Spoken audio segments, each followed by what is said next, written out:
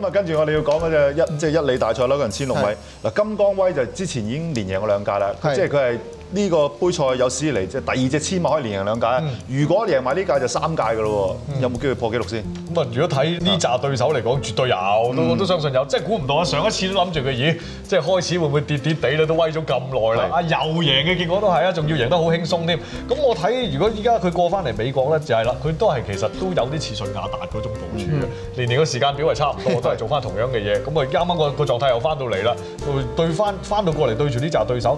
我仲記得上一年咧，佢跑呢個草地1哩咧，好惡劣嘅草地嘅形勢，入到直路都唔知喺邊嚟，又短直路都殺到上嚟係過晒嘅。咁你對翻呢啲對手，其實我覺得有嗰場太大難度。咪大膽貓都走先，係咯，一轉完彎入直路，彈你3個身位，照俾你追到真係吹你唔脹。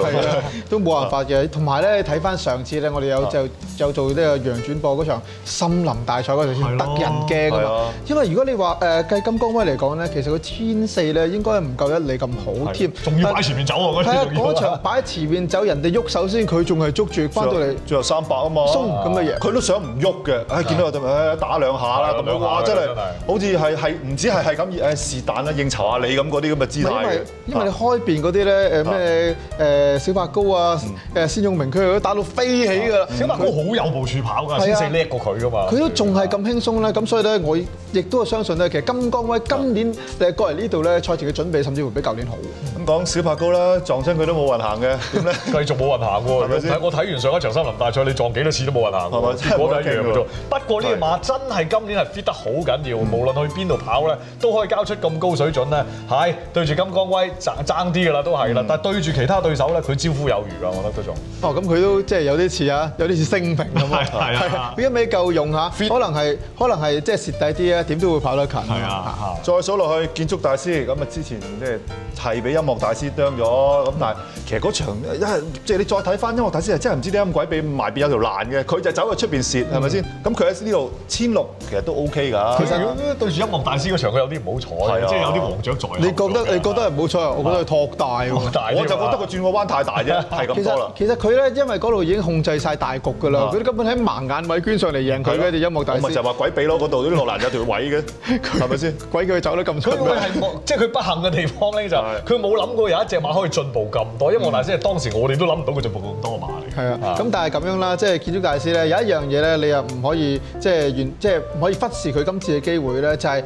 其實今次一樣係報咗呢個咁，同埋咧報咗卡食嗰場嘅。咁大家都知道佢舊年都只不過輸俾順亞達啫嘛，跑呢個經典賽，卡食嗰個亞軍獎金咁高喎，咁佢都即係放棄啊，或者佢都會覺得咧，今年除咗順亞達之外喺卡食嗰邊咧對手都強，咁但係咧佢係有機會咧再同順亞達跑即係頭1、2名係咁過噶嘛，咁而佢今次咧就走過嚟跑呢個1哩大賽咧，佢好明顯咧都係覺得有機會咧係嚼低你即係呢個小白高同埋呢個金剛威是但一隻嘅，咁我都覺得咧呢隻馬咧都唔可以忽視。你問我咧，就如果我要揀順亞達冚過啦，金剛威未冚過嘅2揀1，咁應該金剛威易啲嘅，應該都仲係。因為你睇翻，如果係上一次佢贏咗1哩賽事咧，就贏今次又同場嗰啲咩會長啊、暴風疾雨啊，係好輕鬆，兩隻馬中間咁穿上嚟，係即係嗰個姿態係好明顯係幾犀利下，同埋見到係好好 form 咯呢啲馬。同埋有留意啦，佢本身係1哩起家嘅，冇問題嘅，縮翻落嚟跑。再數落去，全球視野點咧？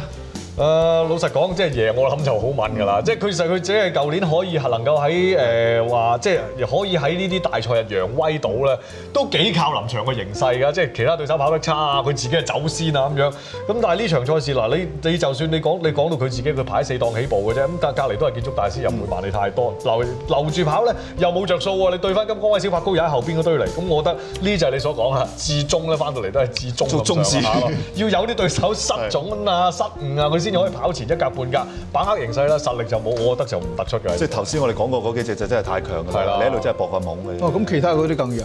係啊，嗰啲咩委託者啊、例行程式啊、例行公事，你講下佢啦。係啊，程式咪再係全球視嘅雀弱少少㗎啦。後邊水點第4，嗰隻就喺1哩大賽大敗嘅委託者。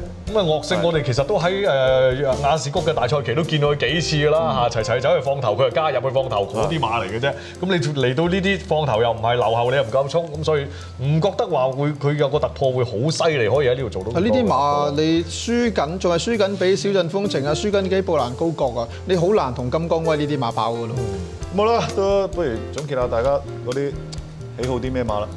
咁啊呢場即係我先啦，係啦我點都係金剛威，我覺得佢即係3連霸機會都好大。咁跟住咧就，我覺得建築大師有機會咧係即係起碼自由低小柏高先。係啦，我自己睇係3強鼎立啦，係建築大師、金剛威、小柏高都係即係佢會靠個 fit 會入到嚟啦。你再數落去剩翻嗰啲馬，老實講真係揀唔上手啦。咁啊，全球視野啦，希望又係佢有翻個形勢，前面有一隻發揮失誤可以入到前名啦。好啦，今晚個特輯嘅時間都差唔多啦，提多次大家啦。咁喺禮拜日啊，凌晨3點鐘咧，本港台同埋高清台咧就會現場直播育馬者杯嘅幾場賽事嘅。咁而禮拜六啦，早上10點45分啊，就會現場直播亞聯酋錦標同埋嗰場柏天啦，呢2場賽事嘅。